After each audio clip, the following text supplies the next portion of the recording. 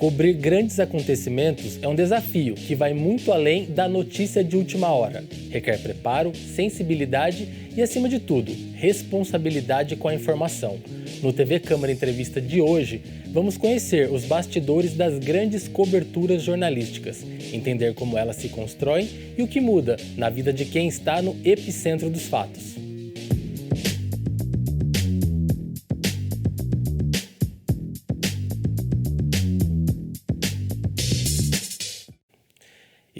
E quem está conosco para este debate é o Rui Gonçalves Barbosa, jornalista com mais de 20 anos de experiência e passagens marcantes pelo Grupo Globo.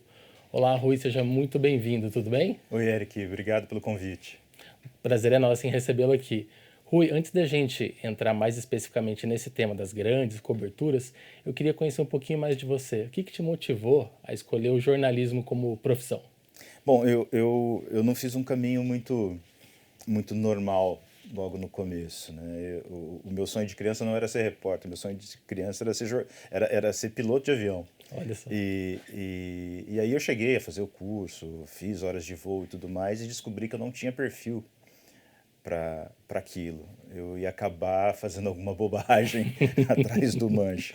E aí eu tive um choque. Falei, cara, se eu sempre achei que eu ia ser piloto de avião e agora eu sei que eu não tenho perfil para isso, o que eu vou fazer? Aí eu comecei a tentar me entender, e a gente está falando de um rapaz de 20 anos de idade, né? E aí eu comecei a pensar, poxa, o que eu gosto de fazer, né? Poxa, eu gosto da informação, eu gosto da leitura, eu gosto de entender o que está acontecendo no mundo e tudo mais. E aí eu falei assim, poxa, eu vou ser jornalista. Mas pensei em ser jornalista e nunca pensei em televisão, porque eu era um garoto tímido, né? Sim. Então, essa estrutura aqui nunca me chamou, no máximo os bastidores. Mas quando você entra nesse universo, é diferente. Um belo dia alguém te coloca na frente da câmera. E aí eu percebi que eu levava jeito para coisa. Então, acho que a descoberta foi um pouco meio que na tentativa e erro, vai tateando e vendo para onde é que as coisas vão acontecendo, e uma descoberta. A gente estava até brincando aqui na hora que eu cheguei, né? A maior parte da equipe tem mais ou menos tem de idade mais ou menos o que eu tenho de carreira, né? Então, as coisas, quando você tem 20 anos de idade, é meio difícil você fazer Sim. apontar na direção correta, né? A maioria das pessoas não consegue isso na primeira. É muito difícil ser assertivo, né? Ser assertivo logo na primeira, você tem que fazer uma escolha de vida aos 17 anos de idade, né? Você mal se conhece. Algumas pessoas acertam, algumas pessoas erram e vivem frustradas a vida inteira, e algumas pessoas como eu vão lá, experimentam aqui, experimentam ali e vão tentando e vão construindo as suas carreiras conforme vão se descobrindo. Eu acho que eu fui mais ou menos um pouco disso. Eu fui descobrindo o que eu gostava, fui focando mais no que eu gostava do que numa perspectiva, eu quero ser tal coisa, pensando num cargo. Sim. Eu nunca pensei num cargo, eu sempre pensei numa experiência de vida. Eu falei assim, o que eu quero vivenciar, né? E aí o restante é consequência da qualidade do trabalho que eu executar. Então, sem dúvida. Então foi mais ou menos esse o modelo que eu segui e estou muito feliz. Que bom. E como que foi esse percurso? Onde que você se formou? Eu sou de Campinas e estudei na PUC Campinas, e fiz minha pós-graduação na Unicamp. Então ali aquele ali é meu ponto de referência, né? Então, um excelente núcleo, diga-se de passagem. Sim. Campinas tem duas grandes universidades e eu consegui passar pelas duas. Muito nessa busca, cara, vamos aproveitar o que eu tenho ao meu alcance. Se ao meu alcance eu tenho a PUC e a Unicamp, poxa vida, eu tenho que aproveitar o que tem de melhor e está aqui bem próximo de mim. E com isso eu fiz jornalismo e me especializei em economia, que é um assunto que sempre me chamou muito a atenção. Porque o entendimento da economia, você consegue entender o funcionamento de muitas coisas, né? Porque hoje a gente chama só de ciências econômicas ou economia, mas a essência é a economia política, né, que hoje é uma disciplina do curso, mas o que você tem é essa relação das pessoas e como é que você dá os estímulos corretos para você fazer os processos de transformação. Então, entender a economia junto com o jornalismo foi bastante importante para conseguir ter essa compreensão geral de como as coisas na prática funcionam, né? Certo. E como que foi a experiência no Grupo Globo? Cara, foram mais ou menos 14 anos entre a afiliada e a Globo News. E assim, era desde o primeiro dia uma responsabilidade muito, muito grande. Você sente o peso de estar falando para uma audiência tão grande.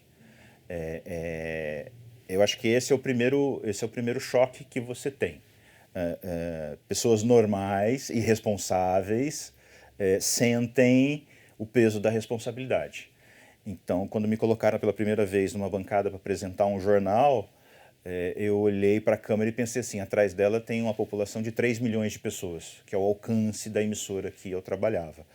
E isso, para você, no início da sua carreira, é assustador, né? Não é simples, né? Você tem, de novo, se você tem responsabilidade pelo que você faz, você sabe o cuidado que você tem que ter na escolha das palavras que você vai dizer, né? Então isso no começo gerava inclusive um certo desconforto, né? Imagino. Então, mas foi assim, foi efetivamente algo bastante engrandecedor, porque você não começa fazendo as grandes coisas, né? Você começa no dia a dia e você passa a sua vida no dia a dia, porque os grandes fatos, os grandes acontecimentos, eles ocorrem com uma frequência muito baixa, né? A maior parte dos seus dias são dias normais. As cidades têm uma rotina normal, o país tem uma rotina normal, né? Grandes acontecimentos, eles são pontuais. Sim.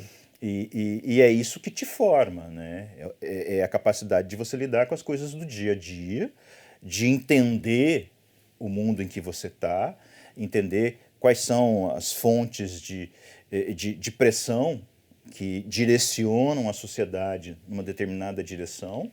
E quando você tem todo esse entendimento e acontece algo muito grande, você está mais preparado para fazer aquela cobertura, porque você consegue ter uma visão um pouco mais ampla do cenário em que você está inserido, né? Sem dúvidas. Era justamente nesse ponto que eu ia entrar, que essas pequenas experiências ali em campo vai moldando, né, o profissional justamente quando chegam as grandes coberturas. Sim, eu gosto de dar um exemplo na minha carreira, porque o teu dia a dia, você, na prática, uma das grandes graças do jornalismo é que você sai de manhã de casa sem saber o que vai ser seu dia. E às vezes no final do dia aconteceu algo, você participou de algo tão grande que começa a mudar os rumos da comunidade onde você está inserida. Eu tive um dia que eu entrei para trabalhar, eu estava numa escala que eu entrava na hora do almoço e ia até à noite, metade da noite. E cheguei na redação e aqueles dias difíceis da redação, né? Falei, pô, estamos sem pauta, né? Você tem uma equipe de reportagem e não tem uma pauta para essa equipe. E na época eu trabalhava para a IPTV Campinas, afiliada da Globo lá, e tinha ocorrido uma operação que deveria ter sido uma operação conjunta entre polícia e Secretaria de Assistência Social. A polícia foi e a Secretaria de Assistência Social não foi. Então, eles fizeram lá uma abordagem geral, especialmente com moradores de rua, estavam fazendo triagem e o papel da polícia era ver quem era criminoso e quem não era, e o papel da assistência social era ajudar essas pessoas, encaminhar todo o apoio necessário para elas. Como a assistência social não foi, as pessoas voltaram para a rua à tarde. E aí meu trabalho era só ir para lá e registrar isso. Olha, a operação de manhã, a polícia fez a parte dela, a assistência social não fez. E aí você não sabe com o que você vai se deparar. E eu me deparei com uma moça de 20 e poucos anos, grávida, com um barrigão, dormindo debaixo de uma laje da antiga rodoviária da cidade, um prédio abandonado, que era um problema naquela região. E a amiga dela, elas deram entrevistas para nós, né, tinham sido abordadas de manhã, e sei lá porque a amiga dela mostrou para a gente uma pedra de crack.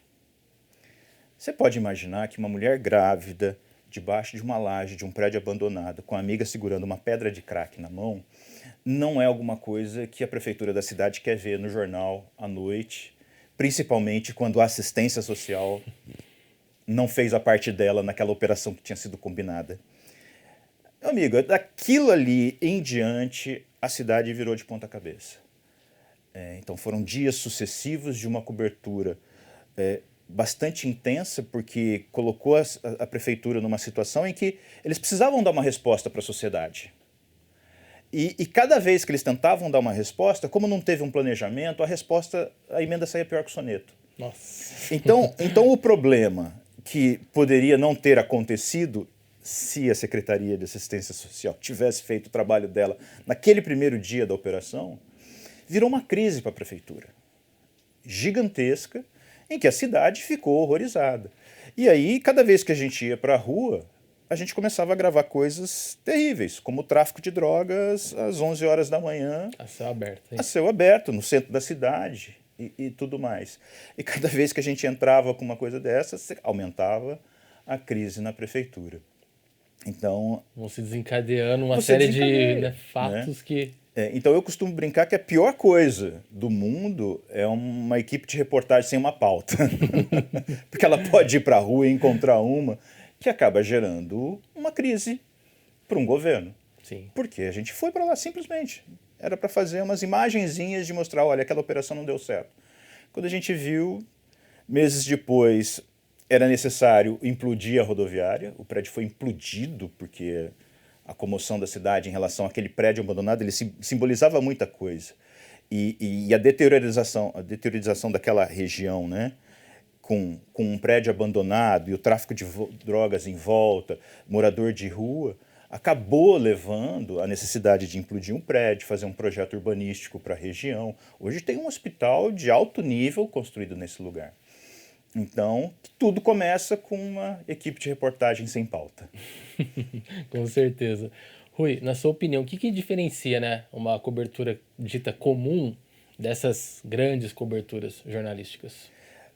Pro repórter em loco, muda muito pouco. Na prática, talvez muda a quantidade de horas que você tem que trabalhar, né? E a repercussão daquilo que está tendo. Mas o dia a dia do seu trabalho ele é mais ou menos a mesma coisa. O que muda muito é a retaguarda, né? Então o processo fica mais complexo, porque você tem mais de uma equipe de reportagem na rua sobre o mesmo assunto. Então vamos parar para pensar agora. A gente está num período em que o Papa Francisco faleceu, existiu um período em que foi o velório e a cerimônia de sepultamento dele, e agora a gente entra numa fase de conclave e tudo mais. Então o que você precisa? Você precisa fazer o deslocamento do repórter. Então não estava previsto você ter que mandar várias equipes de reportagem para Roma, assim. Você até sabe que o Papa está doente, você fica atento. Mas você não sabe o dia que vai acontecer. Sim. Então, no dia que acontece, você já tem que ter previamente um plano mínimo do que você vai fazer. Isso porque você sabia que o Papa estava doente e que esse fato poderia vir a ocorrer, né? Mas algumas coisas acontecem de um jeito que você não sabe. E eu acho que o dia mais intenso da minha vida foi o dia 11 de setembro de 2001, que foi o dia dos ataques às Torres Gêmeas, mas para mim e para os meus colegas que estávamos em Campinas, o grande dia para nós foi o dia 10 de setembro, foi a véspera, que foi o dia do assassinato do prefeito da cidade, o Antônio da Costa Santos. À noite, saindo de um shopping center, ele foi assassinado numa avenida da cidade. Então, isso é totalmente inesperado e isso mobiliza todo mundo. E eu me lembro que eu já tinha saído da TV e eu voltei para a TV para trabalhar a madrugada inteira na cobertura daquele assassinato. E aí você tinha toda uma previsão do que viria a ser o dia seguinte ao assassinato do prefeito, que mudou tudo de novo porque houve o atentado às Torres Gêmeas em 11 de setembro.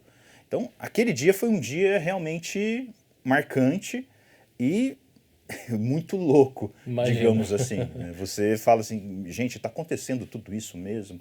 Foram 2 dias muito intensos aí. Foi uma cobertura muito, muito doida, porque havia uma grande necessidade dessa cobertura para a cidade e havia uma agenda mundial impondo uma outra cobertura. E aí você tem um embate entre a importância de você cobrir um evento mundial com a necessidade de você cobrir o principal evento local. O 11 de setembro significou muito pouco para aquela cidade que estava em luto e chocada com o assassinato do seu prefeito, né? E naquele dia, essa pauta local tinha que prevalecer sobre a pauta internacional. E aí você tem disputas dentro da redação, né?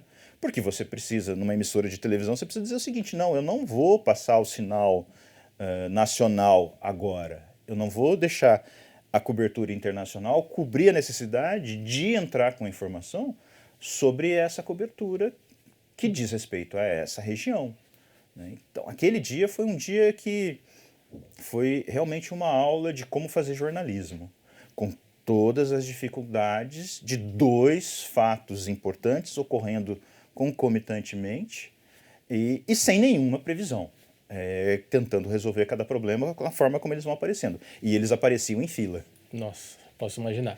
Rui, e que cuidados, né, você considera que seja importante para o repórter, justamente quando se depara com esse tipo de cobertura de grande impacto ali local?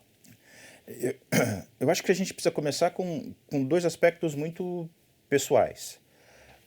O primeiro lado do pessoal é a sua formação profissional. Trocando em miúdos, é o quanto você se garante naquela situação, né? Então você precisa ter repertório, você precisa ter jogo de cintura, você precisa ter capacidades de lidar com o imprevisto, de lidar com temas diversos. Então você tem que ter uma estrutura dentro de você de diversos conhecimentos que te deixem preparados para fazer esse tipo de cobertura.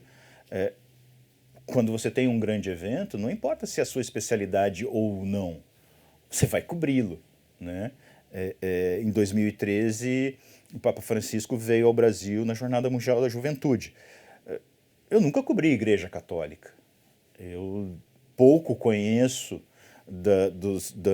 da organização que aquilo que está por trás da missa, né? A gente vai à missa, você vê um padre, mas você não entende a estrutura do Vaticano, essa estrutura que mantém essa instituição funcionando. E aí o Papa vem para o Brasil e ele vai fazer uma missa, celebrar uma missa só para o clero. Então a Catedral do Rio de Janeiro foi tomada por bispo, cardeal, outros padres e a imprensa. E aí eu estava lá olhando para aquilo e de repente me dei conta. Falei, gente, isso daqui é uma reunião de diretoria. O Papa tem uma agenda que ele está dizendo qual é o rumo dessa organização. E ele está dizendo para essas pessoas que são as lideranças no mundo inteiro e que estavam participando desse congresso, como é que a Igreja Católica ia se comportar a partir daquele dia. Como é que eu tive essa percepção? Porque eu conhecia talvez de economia e negócios.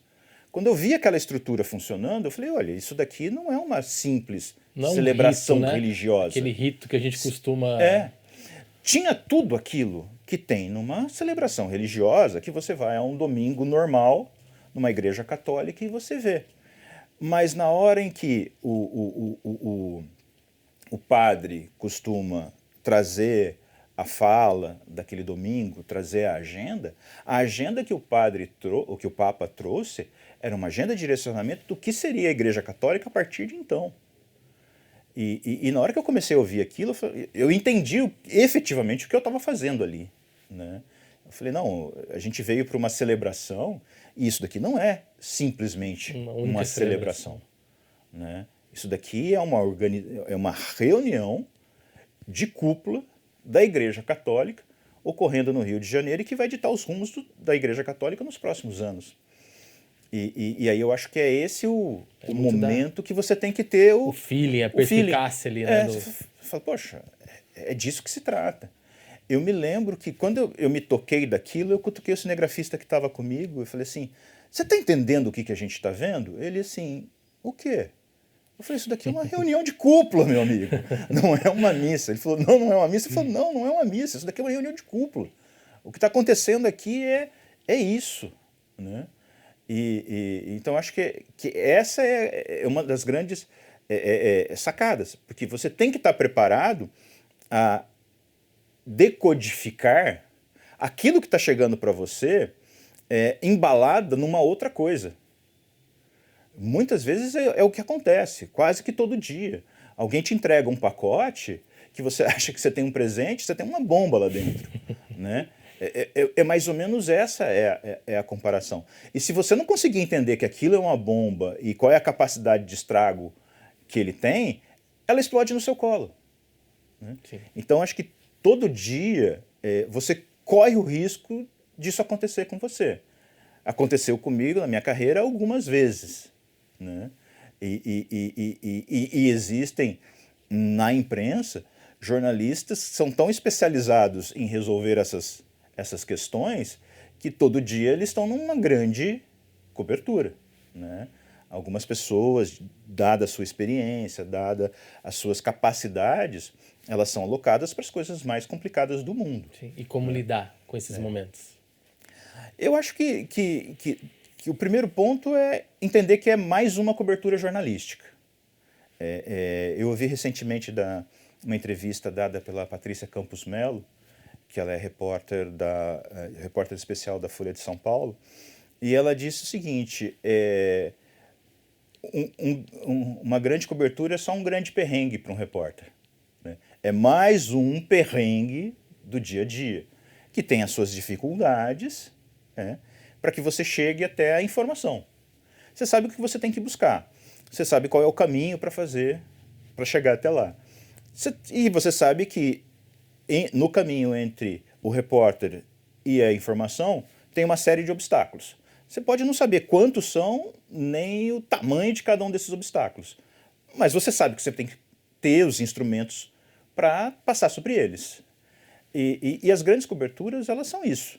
Elas são grandes perrengues que te envolvem mais esforço físico, mais horas de trabalho, uma pressão maior vinda da redação, uma pressão maior vinda das suas fontes, mas no final é mais uma reportagem. Certo. Rui, eu não sei se você já chegou a lidar com grandes tragédias, por exemplo. Eu acho que o fator emocional também deve ser algo assim trabalhado pelo jornalista ali naquele momento para não deixar, né, se levar justamente por toda aquela comoção e conseguir ser mais objetivo nos fatos. Né? É bem difícil. E no meu caso especial, o que me marcou não foi nem uma grande tragédia. Foi realmente uma matéria do dia a dia. Uma matéria do dia a dia que tinha uma carga de violência envolvida muito grande. Muito grande. E quando você está no início da sua carreira, você ainda não tem o controle completo das suas emoções. Eu me lembro de situações em que o chão estava cheio de sangue. E não é um lugar onde ninguém, em condições normais, se a pessoa não tiver nenhum problema, vai querer estar, né? E essa sensação, porque para você fazer reportagem, você precisa ir em lugares onde as coisas estão acontecendo. E nesse país, uma parte das coisas que chamam a atenção da sociedade, que tem relevância, que precisam ser cobertas, uma parte disso está relacionada com violência urbana, violência pesada. E essa violência urbana bastante pesada, ela não ocorre só no Rio de Janeiro, que é o que normalmente monopoliza a pauta. Ela está acontecendo em todos os lugares. Então, mesmo numa cidade menor, essas coisas estão acontecendo. E quando você se depara com ela, eu acho que é a parte difícil. Eu me lembro de uma colega que foi saiu para cobrir uma briga de casal que tinha virado uma ocorrência com refém. O rapaz tomou a namorada, ex-namorada, não lembro exatamente dos detalhes, fez ela refém por causa desse rompimento que havia ocorrido. E ele estava armado e foi até o local de trabalho dela e aí toma-se uma situação como essa. A cidade era grande? Não, era um município com 100 mil habitantes, no interior de Minas Gerais. Mas era um crime passional. Alguém que, motivado por ciúmes, resolve pegar uma arma e fazer a ex-namorada refém. Né? E no final disso tudo, quando a situação parecia estar resolvida, esse rapaz sai de dentro da casa, do local onde ele estava mantendo ela refém, e comete suicídio na frente de todo mundo. Essa colega que estava ali cobrindo, na época eu era editor, ela não estava na reportagem, ficou traumatizada. Né? Ela saiu de casa aquele dia para mais um dia de trabalho e voltou para casa com um trauma, né, de ter visto alguém fazendo isso. Esse é mais um dos desafios de você ser repórter. Né? Às vezes as condições vão te colocar em situações que você não tem como estar preparado para isso. Mas também é uma das coisas que motivam a gente a ser repórter. Poder lidar com situações extremas. Eu me lembro que ela ficou afastada alguns dias, voltou para o trabalho, mas na volta ela não era mais a mesma pessoa. Transforma, não tem como não transformar. Sim. E a gente está nessa linha de frente. Nós temos a responsabilidade de, mesmo traumatizados pelo fato, não traumatizar a audiência. Sim. Eu tenho que relatar, porque o fato parou a cidade. Então a gente tem que cobrir uma situação como essa. E a gente tem que falar do desfecho. Mas a gente tem que escolher as palavras corretas e selecionar as imagens de forma a informar e não traumatizar. Apesar da gente estar traumatizado. Sim. Essa é uma das atividades que o repórter tem que fazer. Então, acho que a cabeça do repórter é algo que precisa ser muito bem trabalhado. Com certeza. O jornalista precisa desse apoio para poder lidar com tudo com que ele lida. E poder justamente passar, informar de forma clara, objetiva, que é uma das premissas básicas do jornalismo, né? Não importa o que aconteça, você tem que levar uma informação clara, apurada, de preferência isenta de erros, isenta de opinião, né, quando você relata o fato. É lógico que isso é um grande objetivo que é inalcançável. Eu entendo que a gente, quando faz um trabalho com responsabilidade, você vai tentar fazer isso. Um trabalho perfeito, que não tenha nenhum erro, que não tenha nenhuma imprecisão e que não esteja carregada de valores, não seja tendenciosa. Sim. Na prática, você nunca vai conseguir isso 100%. Sempre tem alguma coisa influenciando. Às vezes o tempo da apuração não deu para você ser tão preciso, para você ser tão detalhista, às vezes uma coisa saiu errada, às vezes é algo simples como um crédito que vai errado no ar e que acontece, mas às vezes a situação é muito maior. O importante é que você faça isso da forma mais correta possível e, entendendo que houve alguma imprecisão, você a corrija assim que possível, para que o seu público mantenha em você o entendimento da sua credibilidade. Essa é a palavra que nos rege, credibilidade. Sem dúvida. Se eu chego aqui, sento nessa cadeira e falo com o público e não passo credibilidade, eu não tenho função aqui. Então as pessoas precisam acreditar que aquilo que eu estou falando representa uma verdade que foi apurada. Né? Existem vieses. Eu costumo dizer o seguinte, eu sempre pego um objeto que está próximo, você pega esse livro. Se a gente colocar esse livro em pé, você vai ver a capa, eu vou ver a contracapa. A gente pode descrever esse livro só com verdades, mas a minha descrição não é igual à sua. Porque a gente está olhando o mesmo objeto por ângulos diferentes. São outras perspectivas. Né? São outras perspectivas. Então, quando as pessoas ouvem em casa, é a linha editorial, que muitas vezes a gente se usa a linha editorial para nos preservar, Sim. né? É disso que a gente está falando. A gente está olhando o mesmo fato, a gente está descrevendo o mesmo fato com pontos de vista diferentes. Nenhum dos dois está inventando nada, nenhum dos dois está mentindo. A gente só está observando as coisas por pontos de vista diferentes.